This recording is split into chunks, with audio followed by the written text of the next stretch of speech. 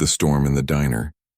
The night had settled heavy over the small town, pressing its cold drizzle against the fogged glass windows of Ida's diner, a relic from the 1950s that refused to surrender its soul to modern franchises.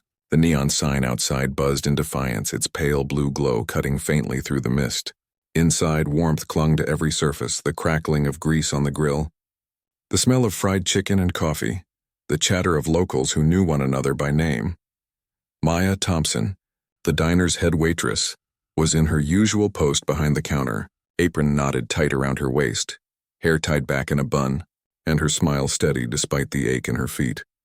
She was 32, sharp-eyed, resilient, and far too familiar with the shadows of injustice that crept into her community.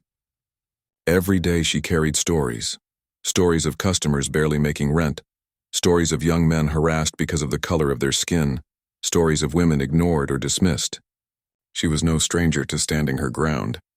That night, her life was about to take a turn she could not have imagined. The diner had its usual evening crowd, truckers on long hauls, 2 teenagers sharing a strawberry milkshake, Mr. Crenshaw the retired postman muttering crossword answers to himself, and Joyce the cook humming off-key through the kitchen pass. Rain tapped rhythmically against the glass and a Marvin Gaye tune slipped gently from the jukebox, and in the corner booth, almost invisible in his silence, sat the man. He looked like any other drifter passing through town, a rugged figure in a worn leather jacket, cap pulled low, tattoos winding down to his wrists. His posture was unassuming, but there was something in the way he occupied space, still deliberate, as though he had nothing to prove to anyone. Maya had served him before. Twice a week, like clockwork, he appeared. Always alone, always quiet, always ordering black coffee and apple pie. He tipped generously but said little. Tonight he was no different, slowly chewing his slice of pie as if the world outside didn't exist. Then it happened. The door burst open with a violent clang, and the diner's warm cocoon shattered. A blast of cold air swept in along with 2 uniformed officers, their boots slick with rain, their hands already gripping their weapons. "Sir, remove the jacket and put your hands where I can see them," one barked, his voice so sharp it made the jukebox skip. Every head turned. Forks froze midair. An elderly woman gasped, clutching her husband's arm. The sizzling grill seemed louder in the silence that followed. Their guns pointed squarely at the man in the corner booth. He didn't flinch. Calmly, he placed his fork down, wiped his mouth with a napkin, and raised his hands, palms open. Not a word left his lips. His eyes, shadowed beneath the brim of his cap, remained steady. The diner was paralyzed.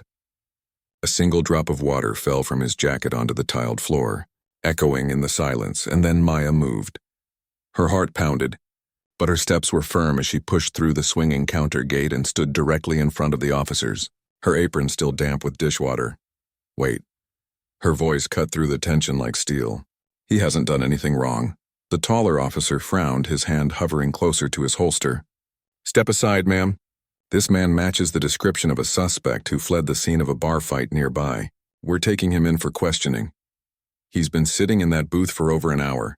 Maya shot back, arms crossed, her voice unwavering. "Ask anyone here."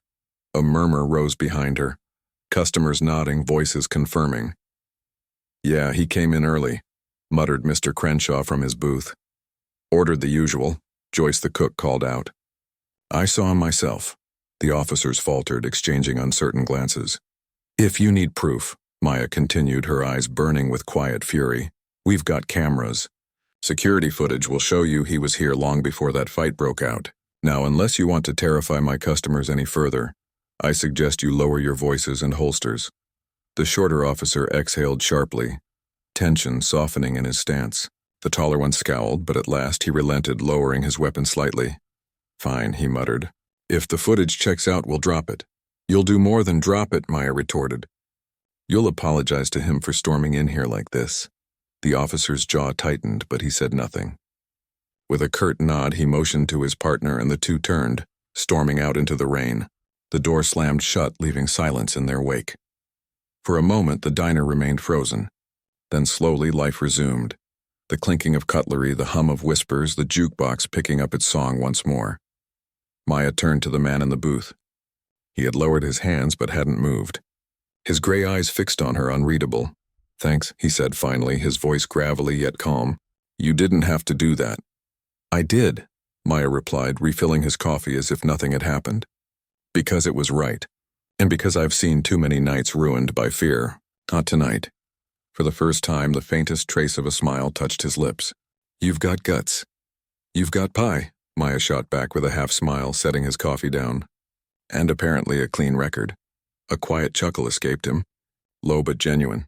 He stayed another 20 minutes. Finishing his pie, leaving a $20 bill on a $10 tab, and then rose to his feet. Adjusting his cap, he gave Maya one last searching look. You've done me a kindness I won't forget, he said softly. Then he stepped into the rain, swallowed by the misty night. Maya stood behind the counter, her hands trembling now that the adrenaline had ebbed. She didn't even know his name, but something deep inside told her this night was only the beginning. The stranger returns. The rain had stopped by the time morning light crept through the blinds of Maya's small apartment. She had barely slept, her mind replaying the events of the night before, the flashing red and blue lights, the drawn weapons, the tense standoff in her diner. It all lingered in her chest like an echo that refused to fade. She had stood her ground before. She had spoken out against injustice in small ways all her life. But something about last night had felt different. It wasn't just about protecting a regular customer. It was about standing between a man and a system that judged him before even hearing his voice. That image of him, silent yet dignified, sitting with his hands raised while fear spread through the room, kept pressing against her heart. Who was he really? Why did he carry himself with such stillness as though none of it surprised him? She shook her head, trying to let go, but she knew she wouldn't forget him easily. The diner opened as usual at 7, the neon sign flickering back to life as the first smell of frying bacon filled the air.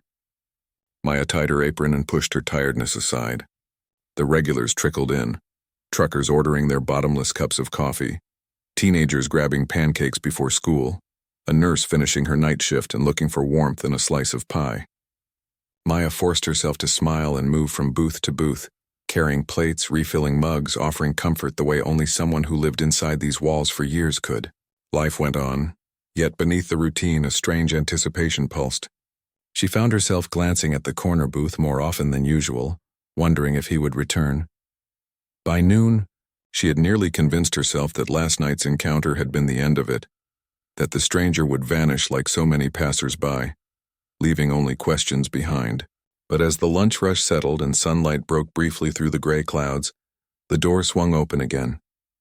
He walked in. There was no mistaking him.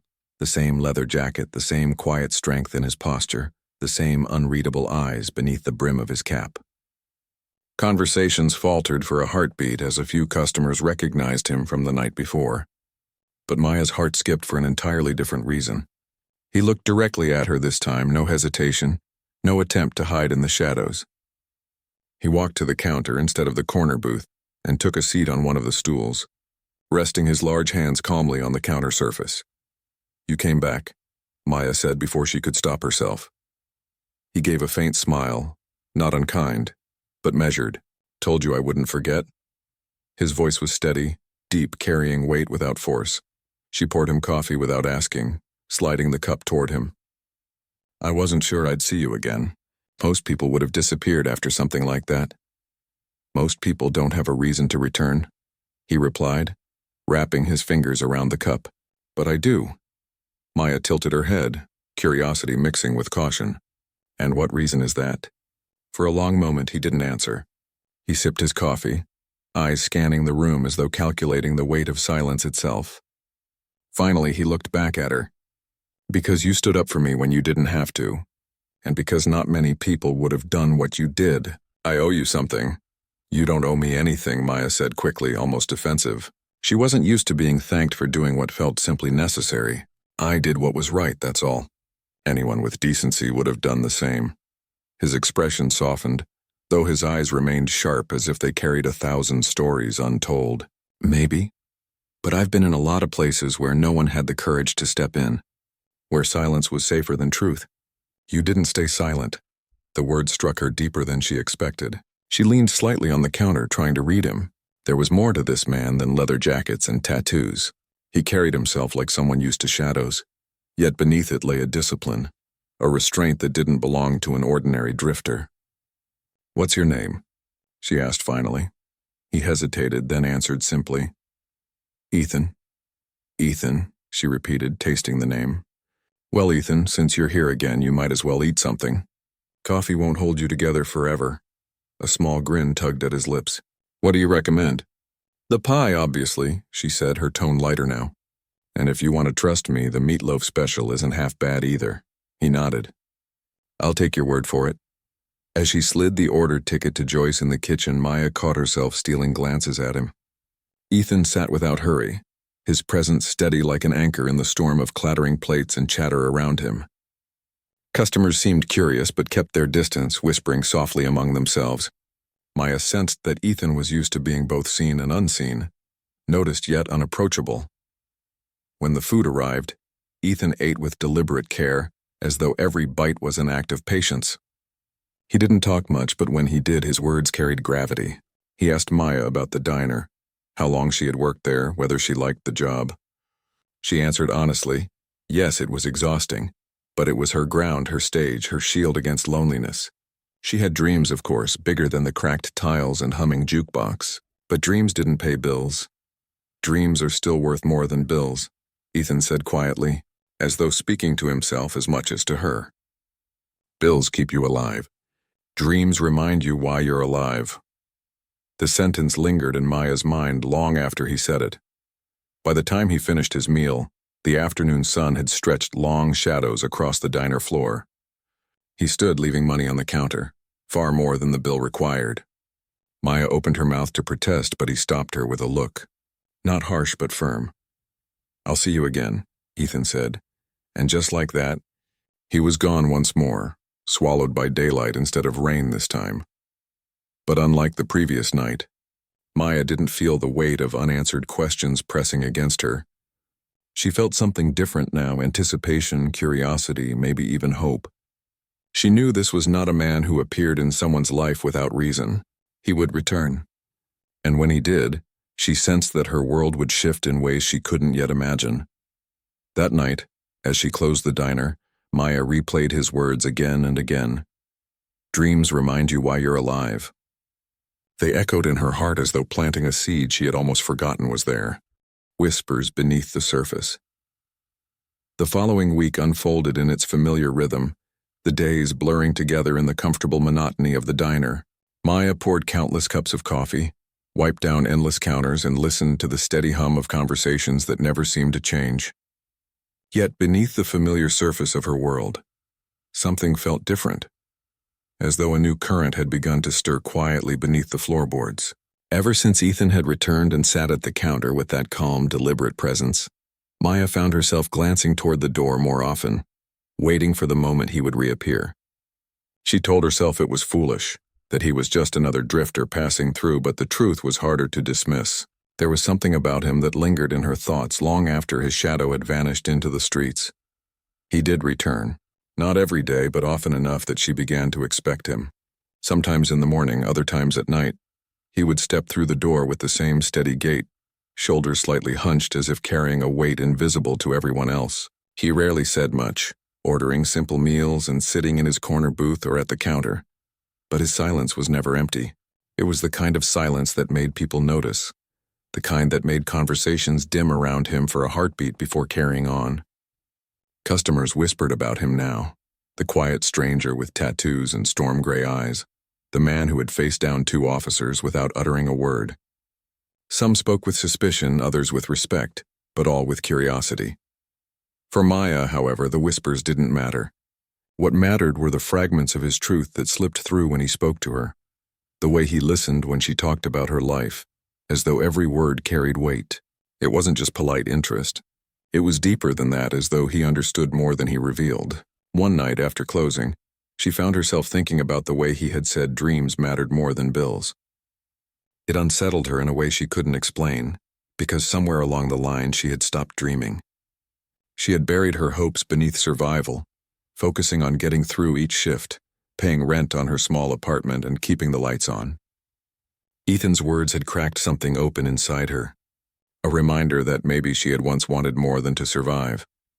It was on a Thursday evening, during the lull between the dinner rush and closing time, that their conversations deepened.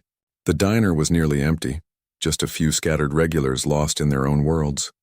Ethan sat at the counter this time, and Maya leaned against the edge, drying glasses with a towel, pretending not to study him. "You ever think about leaving this town?" he asked suddenly, his voice low but steady. Maya blinked, caught off guard. "Leaving? This town is all I've ever known." She set the glass down, considering his question. "I mean, sure, when I was younger I thought about it. New York, maybe. Or somewhere sunny like California. But life doesn't always give you the roads you want. Sometimes it gives you the ones you can afford." Ethan nodded as though the answer didn't surprise him. "And if money weren't an obstacle?" She laughed softly, though there was no humor in it. "Then I'd open my own place. Not a big chain or some shiny modern cafe. Something real, something people could walk into and feel at home, the way they do here. I'd paint the walls myself, pick out the furniture, create a space that belongs to me. But that's just a dream, and dreams don't pay the electric bill." For a moment, Ethan was silent, his eyes studying her with an intensity that made her chest tighten. "Maybe you're wrong," he said finally. "Maybe the right dream does more than pay the bill. Maybe it changes everything."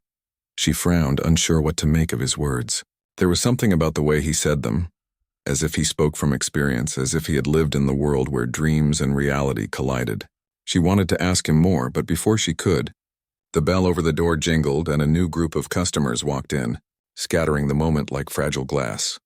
The days stretched on, and slowly Maya began to notice details about Ethan that others overlooked. The way he scanned a room instinctively as if calculating exits. The way his eyes narrowed when he heard raised voices. The way his posture shifted slightly whenever a police car rolled past outside. He wasn't just a drifter. He carried himself with a discipline too precise to be casual. She didn't know if it was military, law enforcement, or something else entirely, but there was a history in him that went deeper than tattoos and leather jackets. One evening, near closing time, the diner was nearly empty when Ethan finally broke the silence. "You ever wonder why those officers came after me so quickly? Why they were so sure I was guilty?" Maya hesitated. "Because you fit their description. Or maybe because it was easier for them to point a finger at someone who looked like you than to actually do the work." Ethan leaned forward slightly, his voice dropping lower. "What if I told you that wasn't the first time? What if I told you it happens everywhere I go?" Her chest tightened. She had seen prejudice and profiling all her life, but there was something in the way Ethan said it that hinted at something larger. "Why? What are they afraid of?" He held her gaze for a long moment, and though his lips didn't move, his eyes spoke volumes. "Because they don't know who I really am. And if they did, it would scare them even more." The words lingered in the air, heavy and unfinished. Maya didn't press further, sensing he had already revealed more than he intended. Still, she couldn't stop thinking about them long after he left. Who was Ethan? Why did he carry such caution, such silence, such weight? Later that night, as she closed the diner alone, Maya realized something had changed inside her. She was no longer just curious about Ethan. She was invested. She wanted to know his truth, not because of the mystery, but because something about him felt connected to her own buried dreams. And though she didn't yet understand why, she knew that their paths had crossed for a reason that went far beyond coincidence. Shadows of truth. The next Saturday night unfolded in a way that Maya would later look back on as the turning point. The night the edges of Ethan's carefully constructed silence began to fray, revealing fragments of a truth so much larger than the walls of her little diner. The evening had started as it often did, with the rain returning in sheets against the windows, the neon sign flickering faintly in the storm, and the hum of conversation weaving through the clinking of dishes. But Maya felt restless, as though the night carried a weight she couldn't quite name. She moved from table to table with practiced ease, but her eyes were drawn again and again to the corner booth where Ethan sat with his usual coffee. His cap pulled low, his silence deeper than usual. It was during a lull, when the last of the truckers had gone and only a pair of teenagers lingered at the jukebox, that the door swung open sharply. A group of men entered, their presence immediately shifting the room's atmosphere. They weren't locals. Maya could tell instantly by the way they carried themselves. Expensive coats, polished shoes that didn't belong on wet pavement, and eyes that scanned the room with an authority that wasn't casual. There were 3 of them, each with an aura that suggested they were used to being obeyed. and the moment their gaze landed on Ethan, Maya felt the tension spike like a live wire. The men walked straight toward his booth. Ethan didn't move at first, didn't even lift his eyes from the table, but Maya could see the shift in his body language, the way his shoulders straightened, the way his hands pressed slightly against the table as if preparing for something. "Sir," one of the men said in a tone that carried both respect and command, "you shouldn't be here like this." The words sent a ripple of confusion through Maya. She froze behind the counter, towel in hand, pretending to wipe a glass while her ears strained to catch every word. Ethan finally looked up, and for the first time Maya saw something flicker in his eyes. Not fear, but irritation. "I told you before," he said, his voice low, controlled, yet edged with steel. "I'll go where I choose." With all due respect, the man pressed, lowering his voice, though not enough to hide it from nearby ears.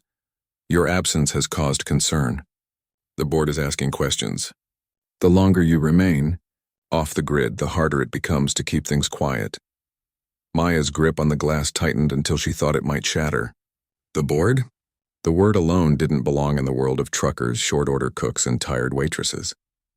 Boards belonged to corporations, to skyscrapers and polished conference tables, to the kind of wealth and power people in this town only ever saw in magazines. Ethan's jaw tightened. "I said I'll handle it. Now leave." The men exchanged uneasy glances, clearly unused to being dismissed. One of them tried again.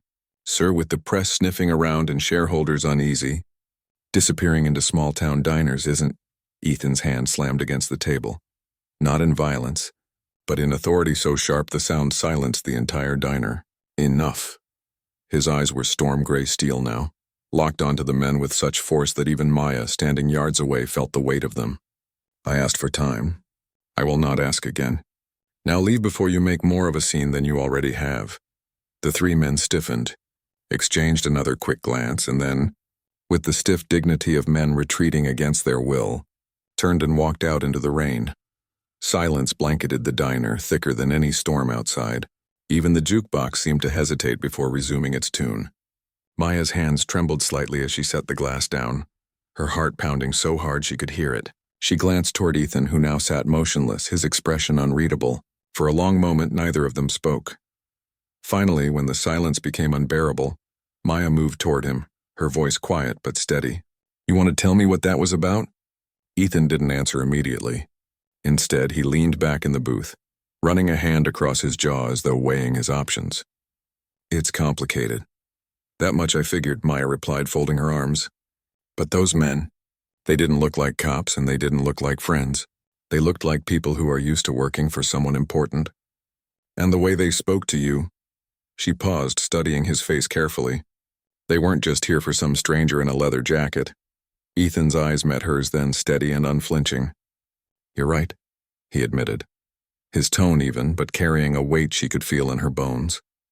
"They weren't here for a stranger. They were here for me. And they weren't wrong. I'm not who I look like in this place."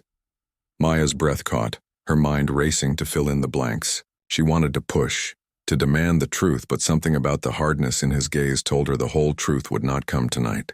Still, the veil had lifted enough for her to know one thing. Ethan wasn't a drifter. He wasn't running from the law. He wasn't lost. He was hiding from a world far larger than her diner, a world of power and wealth and influence that could send men in tailored coats chasing him into a rainy small town. As if sensing her thoughts, Ethan finally spoke again, softer now. "You've given me a kind of refuge here, Maya. You see me without asking who I am or what I've done. That matters more than you know." Maya felt a strange ache in her chest at his words, a mix of fear and something else she couldn't name. "I don't need to know all your secrets," she said quietly, though her voice trembled. "But if those men are right, if you are someone important, then you can't keep sitting here pretending this diner is the whole world. You can't keep hiding forever." A faint, weary smile touched his lips. "Maybe not. But for now, this is the only place I can breathe." The words settled heavy between them, rich with meaning. Maya wanted to press further, to demand the whole truth, but she stopped herself. She wasn't sure she was ready for the answer. And perhaps, she thought, neither was he ready to give it. That night, long after he had gone, Maya stood in the quiet diner, staring at the booth where he had sat. The echoes of the confrontation replayed in her mind. The authority in his voice, the respect in theirs, the way the entire room had fallen silent when he spoke. She didn't know who Ethan really was yet, but she knew one thing with certainty. He wasn't just a man with a shadowed past. He was a man with a kingdom at his back, and for reasons she couldn't yet fathom. He had chosen to sit in her small-town diner as though it were the only place left in the world that made sense. And as she turned off the lights and stepped into the rain-soaked night, Maya realized something else. Whatever his secrets were, she was already part of them now. The weight of a hidden crown. The following days passed with a heaviness Maya could not ignore. Every time the diner bell jingled above the door, her heart skipped, torn between relief and dread. Relief when it was only a familiar face, dread when she imagined those suited men returning. Yet when Ethan finally walked back in, alone as always, the relief outshone the fear. He moved with the same steady calm, but she noticed something new in his expression, an exhaustion that went deeper than a night's lost sleep, a weariness carved into his very soul. He sat at the counter instead of the booth, and when she poured his coffee, his fingers lingered against the mug as though grounding himself in its warmth. For a long moment, silence stretched between them, filled only by the clatter of dishes from the kitchen and the faint hum of the jukebox. Finally, Maya spoke, her voice quiet but firm. "I think it's time you tell me who you really are." Ethan's jaw tightened, but he didn't look away. Instead, he studied her with those unreadable gray eyes as though weighing the cost of truth against the comfort of silence. When he finally spoke, his voice was low, steady, and edged with something she had not heard before: resignation. "My name isn't really Ethan. It's what I use when I need to disappear. My real name," he paused, exhaling slowly. "My real name is Ethan Caldwell, and whether I like it or not, the world knows it." The name meant nothing to Maya at first, just syllables carried on the storm of his voice. But then, faintly, like a memory surfacing from headlines long forgotten, it struck her. Caldwell. There had been articles in magazines, at grocery store checkouts, stories whispered on the evening news. Though she had never paid much attention to that distant world of billionaires and corporate titans, Caldwell Industries, real estate empires, technology ventures, shipping lines, banking institutions, a name tied to wealth and power so vast it was practically untouchable. Her breath caught as she realized why the men in suits had spoken with such unease. "You're that Caldwell?" she asked softly, leaning closer, her hands gripping the edge of the counter. Ethan nodded once, the faintest flicker of bitterness in his eyes. The one they talk about in boardrooms and newspapers. The one they expect to sit at the head of tables stacked with money and power. The one they want to be a symbol. But that isn't me, not anymore. Maya felt the world tilt slightly beneath her feet. She looked at him differently now, not because of the wealth tied to his name, but because of the weight he carried in confessing it. There was no pride in his voice, no arrogance. If anything, there was sorrow. "Why would you leave all that?" she whispered. Ethan stared into his coffee as though searching for answers in its black surface.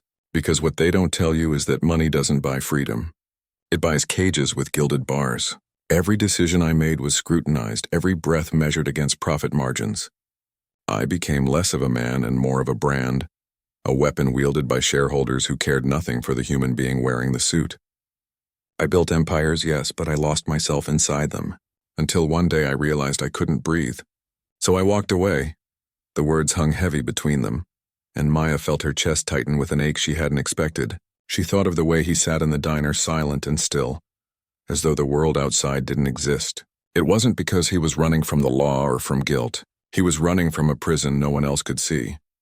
"But if you walked away," Maya pressed, her voice trembling with both curiosity and concern, "why are they still chasing you?" Ethan's lips curved into a humorless smile. "Because when you're born into that kind of power, you don't get to walk away. The board, the investors, the people who rely on my name, they see me as an asset, not a man. And assets don't disappear without consequences. They'll hunt me because to them I represent billions of dollars in stability. To them I am the crown they need to keep their empire from collapsing. But to me," his voice softened, almost breaking, "to me it's a burden I never asked for." Maya's throat tightened. She had grown up watching people fight for survival. Her mother working 2 jobs, neighbors living paycheck to paycheck, young men taken away in handcuffs for crimes they never committed. And yet here was Ethan, A man who had everything the world worshipped sitting before her with the same hollow ache she had seen in those with nothing.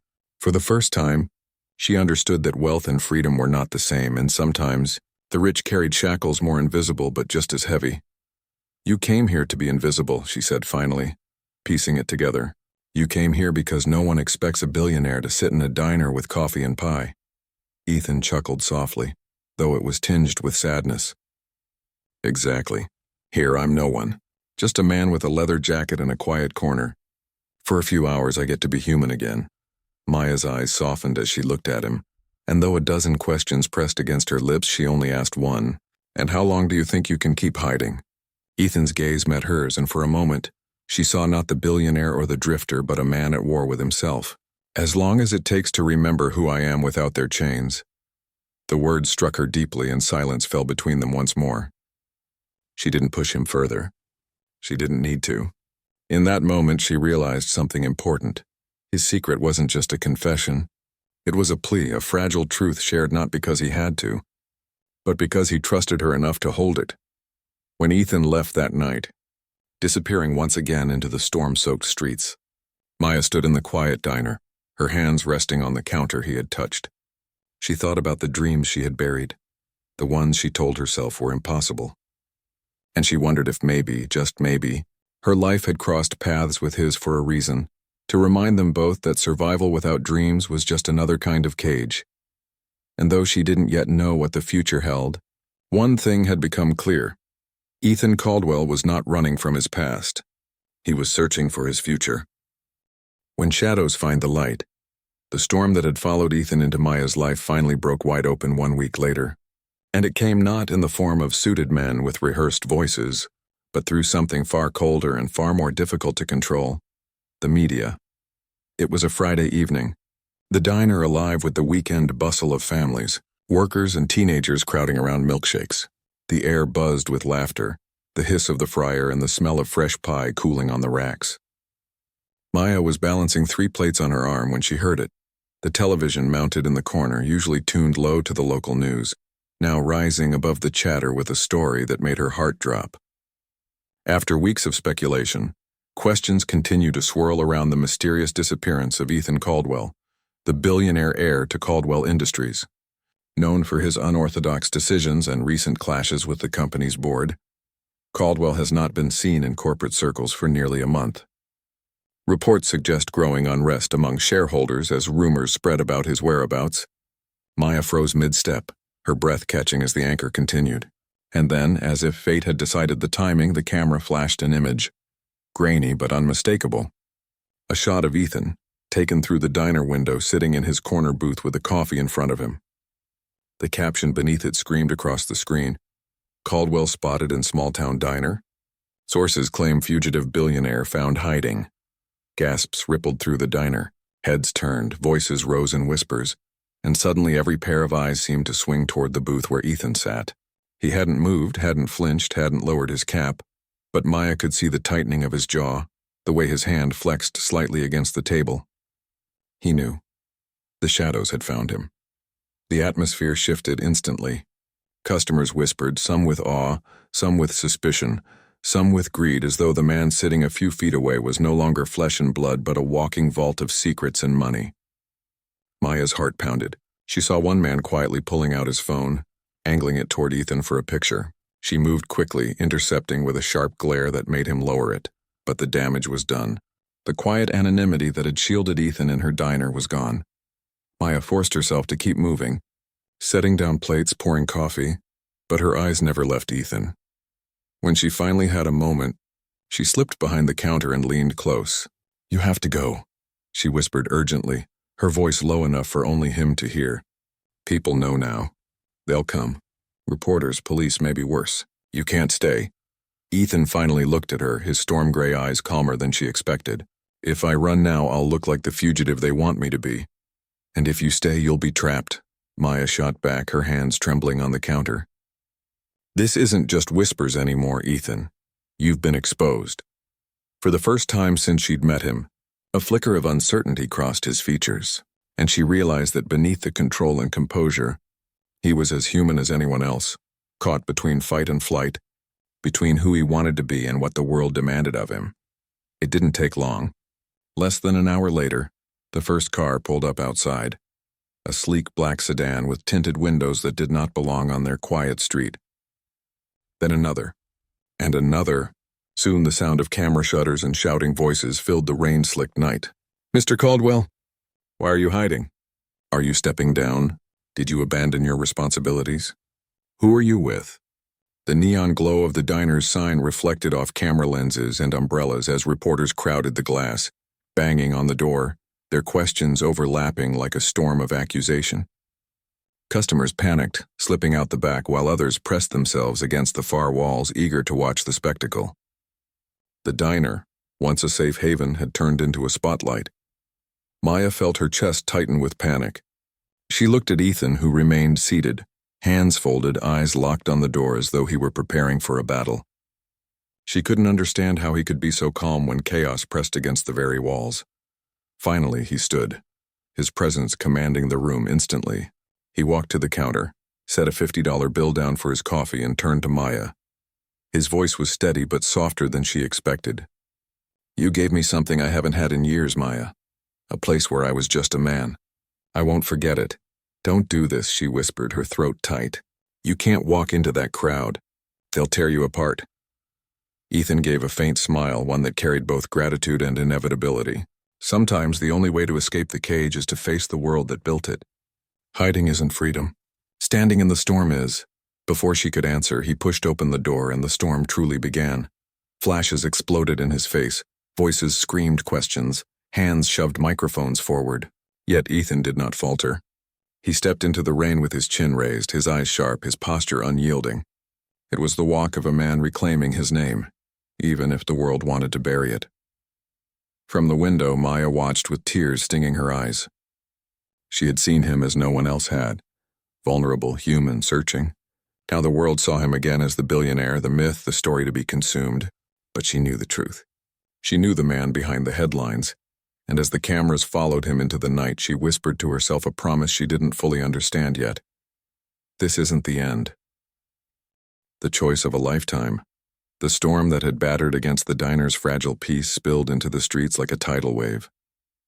Ethan stood outside, the rain slicking his leather jacket, flashes from cameras bursting around him like relentless lightning. Voices clamored, overlapping with accusations and demands.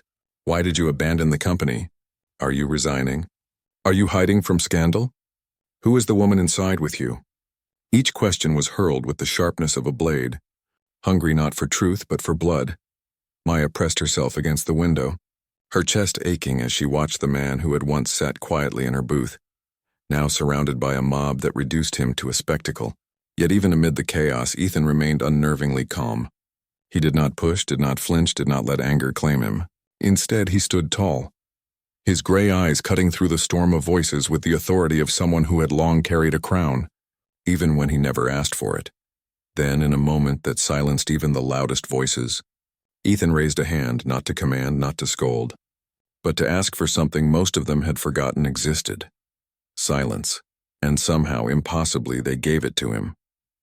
The street grew still, the crowd holding its collective breath, waiting for the fugitive billionaire to speak. "I left because I could no longer breathe inside the life you built for me," he began, his voice deep and steady, carrying over the rain and the hum of cameras. "You see a name, a bank account, a boardroom chair. You see power and wealth and think it means freedom. But what I saw was a prison, one made of greed, of endless demands, of hands pulling at me from every direction until there was nothing left of the man I once was. I did not run away. I walked away to find the part of me you buried beneath your expectations." Murmurs rippled through the crowd, but no one interrupted. Even the reporters seemed struck by the quiet conviction in his tone. "For weeks I sat in that diner down the street, not as a billionaire, not as a name on your screens, but as a man. A man who could drink coffee, eat pie, and remember what it was like to exist without the world shouting at him. And do you know what I found there?" He paused, his gaze sweeping the crowd, sharp but not unkind. "I found that the value of a life is not in the weight of its fortune, but in the measure of its humanity. I found that dignity comes not from what you own, but from how you treat the people around you. And I will no longer let you define me by wealth when my worth was never in money. Inside the diner, Maya felt tears prick her eyes. She knew he was speaking the truth she had already seen in him, the truth no headline could capture. He was not just reclaiming his name, he was rewriting it. The questions returned in a frenzy, but they sounded different now, less like accusations and more like desperation. What happens now? Are you going back to the company? Are you stepping down? What about Caldwell Industries? Ethan let the storm rage for a moment, then answered with the same quiet resolve. The company will survive without me. It always will, because companies are not kings, they are machines, but He looked back toward the diner window, and for the briefest moment his eyes found Maya's, steady and grounding. I am choosing to live, to breathe, to walk among people who see me as human, not as a headline. If you want to know where to find me, you'll find me where I'm no longer invisible, where I'm no longer a prisoner of your cages. You'll find me in the world of ordinary people, the only world that ever mattered. The crowd erupted, cameras snapping wildly, voices shouting as though they were trying to capture a man they could no longer contain. But Ethan didn't wait for more. He turned, pushed through the throng, and walked back toward the diner. The reporters surged, but his stride was unyielding, parting the sea of chaos until he reached the door once more. When he stepped inside, dripping with rain but calm as ever, the noise outside seemed to fade into nothing. Maya stood frozen behind the counter, her heart hammering, her hands trembling. Ethan's eyes found hers, and for the first time, she saw them unclouded, free of the shadows, free of the doubt, carrying only the quiet certainty of a man who had finally chosen his truth. You meant what you said out there, she whispered, her voice breaking. I did, he replied, his tone firm yet gentle, and I wouldn't have found the courage to say it without you. You reminded me that a man's worth is not in what he carries in his wallet, but in what he carries in his heart. You gave me back my breath, Maya. Emotion swelled in her chest, threatening to spill over. So what happens now? They won't just let you go. The cameras, the questions, they'll follow you. Ethan stepped closer, his presence grounding her trembling heart. Then let them follow. Let them write their stories. I don't live for them anymore. I live for this, for the people who still see me when the cameras are gone. For the woman who stood in front of 2 armed officers and said, "Not tonight." Maya's throat closed with unshed tears. For so long, she had fought her battles quietly, believing her voice was too small to matter, but tonight, she realized that even a single stand of courage could ripple outward into something greater. The noise outside grew louder, the storm of attention pressing against the glass. But inside the diner, in the glow of flickering neon, the world felt still. Ethan reached across the counter, his hand brushing against hers, an unspoken vow, fragile but unbreakable. And in that moment, Maya understood something profound. Life was not measured in the cages the world built for you, but in the choices you made to break free. Ethan had chosen his freedom, and she, in her own quiet way, had chosen hers too. The world would keep shouting, the headlines would keep spinning, but in that diner, 2 people had rewritten the meaning of worth. Not billionaire, not waitress, just human, and it was enough.